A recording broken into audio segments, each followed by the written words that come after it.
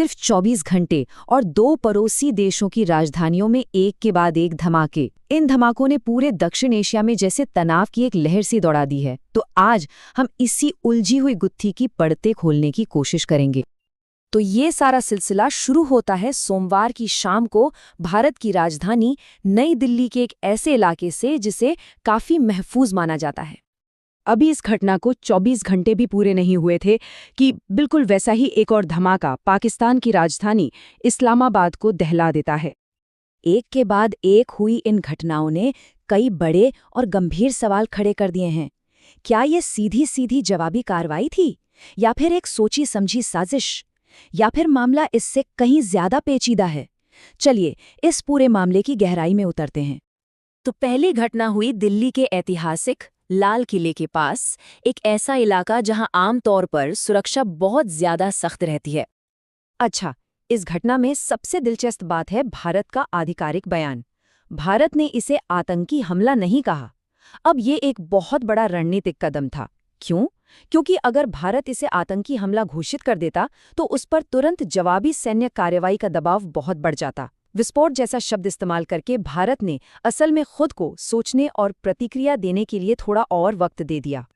दिल्ली की घटना के ठीक 18 घंटे बाद ये पूरा मामला एक बहुत ही नाटकीय और खतरनाक मोड़ ले लेता है। जरा इस टाइमलाइन पर गौर कीजिए। भारतीय प्रधानमंत्री की चेतावनी और इस्लामाबाद में धमाके के बीच सिर्फ 1 घंटे का फासला था। सिर्फ 1 घंटा। ये टाइमिंग इतनी सटीक थी कि इसने लगभग तुरंत ही दोनों घटनाओं के बीच एक सीधा कनेक्शन होने की अटकलों को हवा दे दी। इस्लामाबाद में हुआ हमला बहुत जानलेवा था और ये पिछले 1 दशक में पाकिस्तान की राजधानी में हुआ पहला इतना बड़ा धमाका था। इसने शहर की सुरक्षा व्यवस्था पर भी एक बड़ा सवालिया निशान लगा दिया।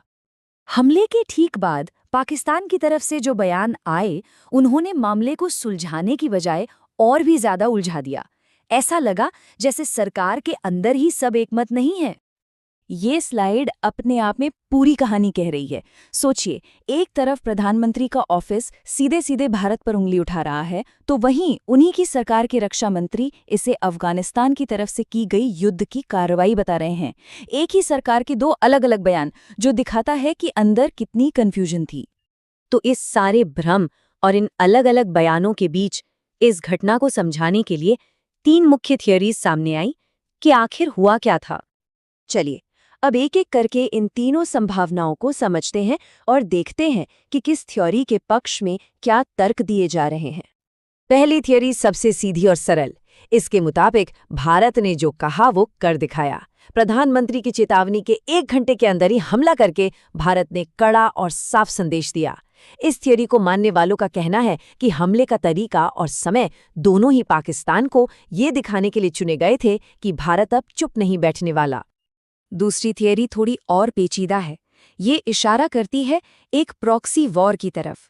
मतलब एक देश दूसरे देश के खिलाफ लड़ने के लिए किसी तीसरे का इस्तेमाल करे। यहाँ ये माना जा रहा है कि भारत अफगानिस्तान की बढ़ती नज़दीकियों के चलते हो सकता है कि भारत ने पाकिस्तान पर दबाव बनाने के लिए अफगानी ज़मीन का इस्तेमाल किया हो, ताकि वो खुद सीधे तौर पर इस मामले में शामिल होने से बच सके।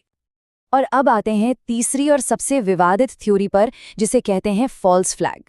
इसका मतलब होता है कि किसी ने खुद पर ही हमला करवाया हो ताकि इल्ज़ाम किसी और पर लगाए जा सके। इस थ्योरी के मुताबिक इसके पीछे पाकिस्तानी सेना के अपने रणनीतिक मकसद हो सकते थे, जैसे भारत का डर दिखाकर जनता का समर्थन हासिल करना, या फिर सेना की शक्तियों को बढ़ाने वाले किसी कानून को पास करवाने के लिए संकट का माहौल बनाना।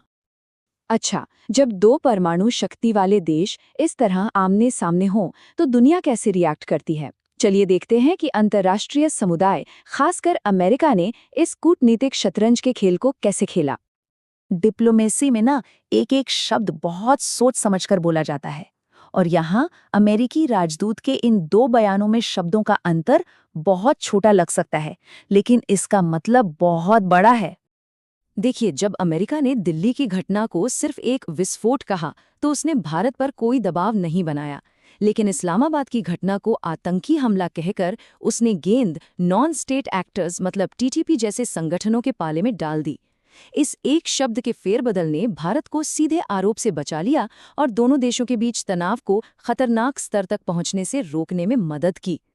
खैर, ये तो हुई कूटनीतिक दांव-पेच की बात, लेकिन जमीन पर हालात अब भी तनावपूर्ण और अनिश्चित बने हुए हैं, और कई सवाल हैं जिनका जवाब अभी तक नहीं मिला है। तहरीक-ए-तालिबान पाकिस्तान यानी टीटीपी का जिम्मेदारी लेना और फिर कुछ ही देर में मुकर जाना इस पूरे मामले को और भी ज्यादा रहस्यमयी बना देता है। इस तरह के दावों और खंडन के बीच सिर्फ एक बात साफ है, पूरे क्षेत्र में अलर्ट का स्तर बहुत ज्यादा बढ़ गया है। तो आखिर में हम वापस उसी सवाल पर आ जाते हैं। ये क्या था? एक सीधी जवाबी कार्रवाई, एक गहरी साजिश जिसे फॉल्स फ्लैग कहते हैं, या फिर एक प्रॉक्सी युद्ध की शुरुआत? इस सवाल का जवाब चाहे जो भी हो, वो आने वाले समय में दक्षिण एशिया की राजनीति और सुरक्षा की दिशा तय करेगा। इस रणनीतिक पहेली में सच्चाई शायद छिपी ही रहे, लेकिन इसके नतीजे सबके सामने होंगे।